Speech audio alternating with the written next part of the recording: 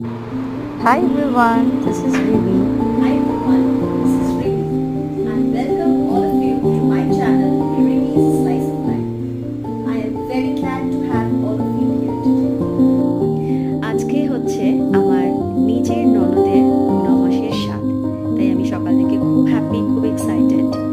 আমি প্রে করি রিয়ার খুব শিগগিরই একটা ফুটফুটে একটা কিউট বেবি হোক।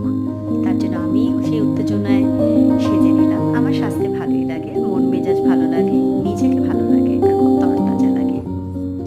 তো সাজার পর আমি ভাবলাম আজকে আমি আবার একটা মায়ের শাড়ি পরি। এটা আমার হচ্ছে মায়ের শাড়ি। হোপফুলি আমাকে ভালো লাগছে, তোমরা বলতে পারবে। আমার তো ভালোই লেগেছে সাজটা। ইনি হচ্ছেন আমার ননদ রিয়া আর আমার হাজব্যান্ড, আমার মেয়ে।